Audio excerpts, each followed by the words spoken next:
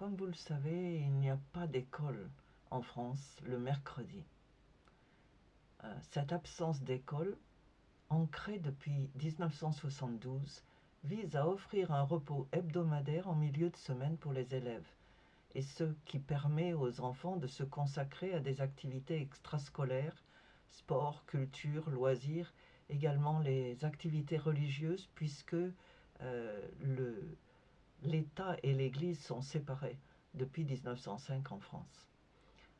Cette journée de repos permet d'alléger la charge de travail et c'est devenu la norme dans la majorité des communes.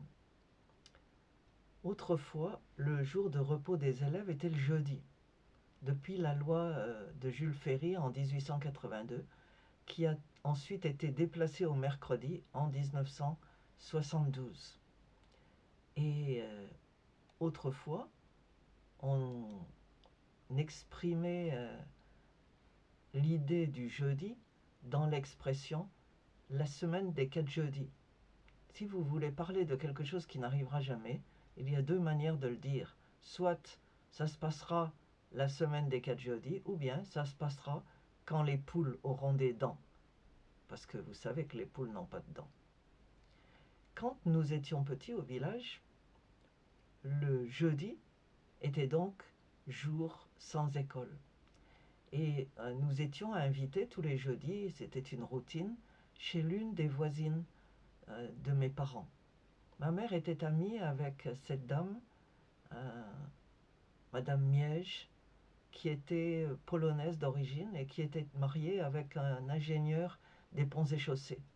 Elles avaient fait amitié et cette dame habitait juste à l'opposé de nous. Nous étions au premier étage à droite de l'immeuble et elle habitait à la gauche de l'immeuble, au premier étage également. Et elle avait deux garçons, Jacques et un autre qui s'appelait, je crois, Daniel. Et ces garçons avaient l'âge de mes frères. Alors, nous étions invités tous les jeudis et on allait là-bas. Et qu'est-ce qu'on faisait là-bas?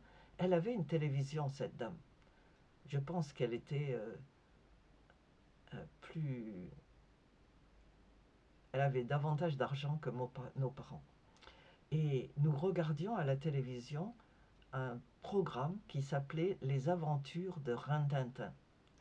Si vous cherchez sur l'internet aujourd'hui, vous verrez que c'était une série télévisée américaine en 164 épisodes de 25 minutes.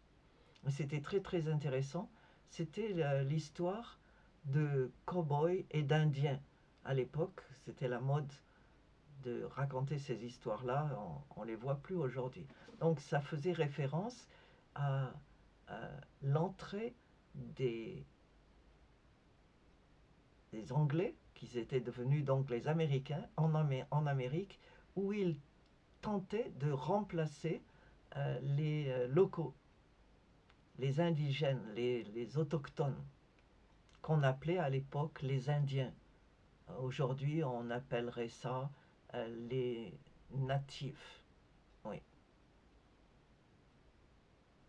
Donc ces gens-là, les Indiens, c'était ceux qui étaient les propriétaires de la terre, du pays. Et ils se déplaçaient à cheval. Ils avaient des armes qui étaient des arcs et des flèches, ce qui était d'un grand intérêt pour mes frères, parce que on jouait des jeux de garçons, et entre autres la guerre. Donc on jouait à la guerre avec des arcs et des flèches qu'on fabriquait nous-mêmes d'ailleurs. Et moi, j'étais comme un garçon manqué puisque j'étais la première après quoi il y avait que des frères. Donc je jouais avec mes deux frères, ceux qui étaient les plus proches de moi, qui avaient presque mon âge. 10 mois de différence avec moi pour le premier et un an, pour, un an et des poussières pour le second. Et donc cette histoire de Rintintin, c'était l'histoire du 101e régiment de cavalerie d'un endroit qui s'appelait Fort Apache. Les Apaches, c'était les Indiens, c'était une famille d'Indiens.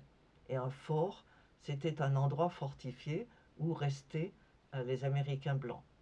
Et ce régiment de cavalerie avait recueilli un jeune garçon, Rusty, et son berger allemand, Rintintin, qui étaient les uniques survivants d'un convoi de pionniers attaqués par des Indiens. Et donc Rusty était devenu caporal honoraire au fort et Rintintin était la mascotte du régiment. Et donc tous les épisodes étaient des épisodes où cowboys et Indiens s'affrontaient. C'était des gorges, euh, probablement dans le Colorado, et on voyait les Indiens en embuscade tout en haut des gorges, et quand les cowboys passaient, les gens du fort Apache passaient, euh, ils tiraient sur eux avec des arcs et des flèches. Donc, tandis que les Américains blancs, eux, avaient des fusils. Donc la bataille était tout à fait inégale. Mais ce qui nous intéressait, nous, c'était les exploits de Rintintin, bien sûr. Alors, les, les cow-boys et les Indiens se poursuivaient à cheval, Rintintin aboyait, waouh, waouh, waouh, et on était là à les suivre. Et c'était fantastique. Et à la fin